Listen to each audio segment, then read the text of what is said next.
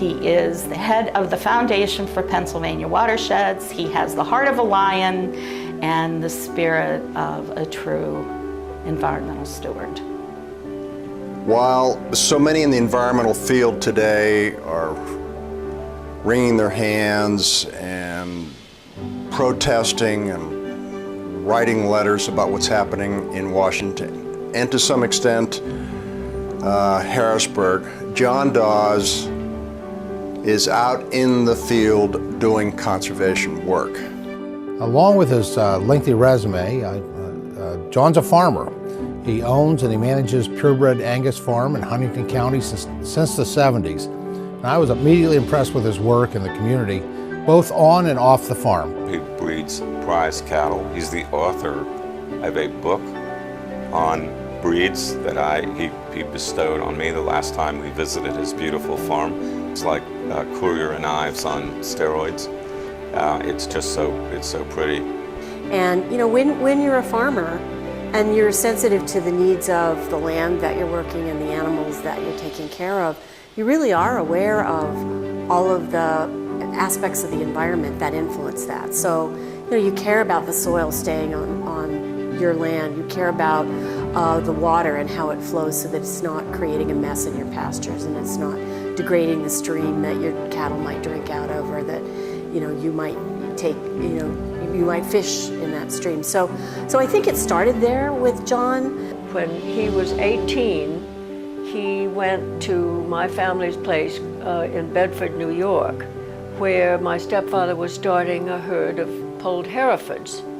And John was obviously interested in having his own herd at some point. He'd already thought about that. So he went several years for a while and worked with the herd, worked with my stepfather. He read books of Rachel Carson, and you know, he said that this place and what he learned there was a great influence on him. A person cannot run a farm without understanding water quality, soils, slope, and the uses of the many products that come from an agricultural enterprise.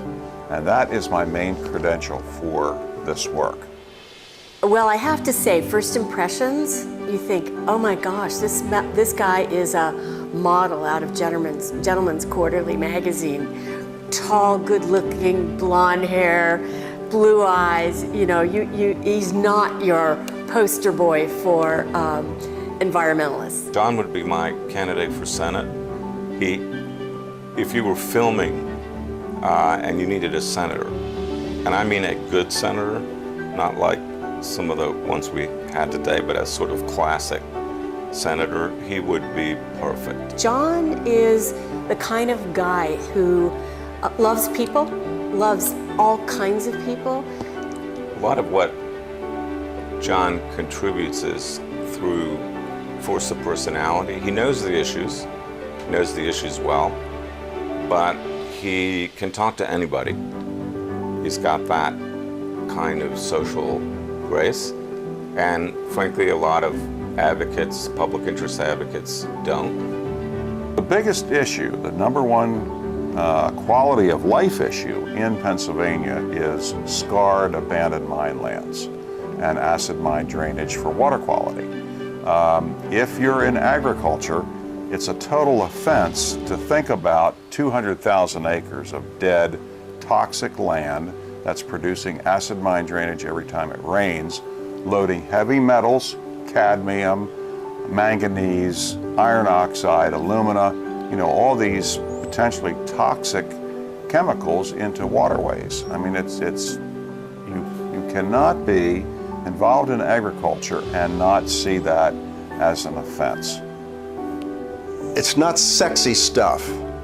It doesn't get a lot of publicity. But these legacies are very serious to the people that live in the coal regions of Pennsylvania, both the bituminous and the anthracite in the Northeast. It just takes a special person to pull all these different groups together to make it happen. He knows how important it is for community-based groups like Mountain Watershed Association and so many of the other watershed associations that get funding through the foundation, how important they are to the grassroots effort. I think the word when it comes to conservation, agriculture, watersheds is passion. Passionate and extremely dedicated. John is without question someone who has dedicated his life to conservation and environmental stewardship in Pennsylvania. His work has been important and direct benefits on Pennsylvania lands and water. Right now we have 1,287 grants online, with tens of millions of dollars having been invested. That has resulted in $167 million in total project cost. And the most important thing and significant for Pennsylvania is the fact that we got mandatory spending. Previously, we had gone to DC with the Conservancy and asked the Appropriations Committee for $21 million instead of $20 million last year for a multi-billion-dollar problem. So with reauthorization, getting mandatory spending into the legislation, we were able to get these payments that are now coming in at $69 million per year. When I think of John Dawes, I think of there's someone out in the coal fields, some little town in western Pennsylvania that needs help, and John Dawes is there. We've brought back to life, meaning ecosystem function, which is a core part of our mission statement, 787 miles of previous dead toxic streams through the life of the foundation. So if one calculates that there are 5,000 miles of dead toxic streams in Pennsylvania, then I need 90 more years to do this job.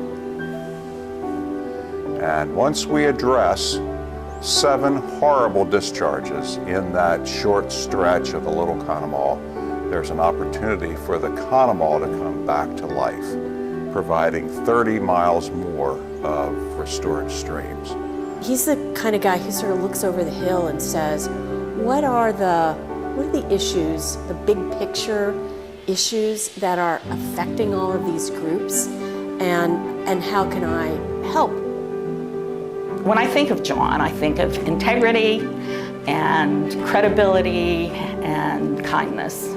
And John is the reasonable man. I think he's kind of the touchstone for a lot of people. And again, it's hard to put your finger on it.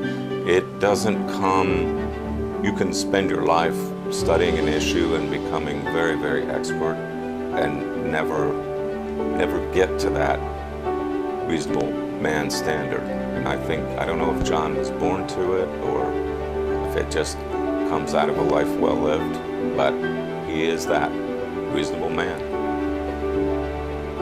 He is, to me, the model of what a steward, a good land and good water environmental steward should be.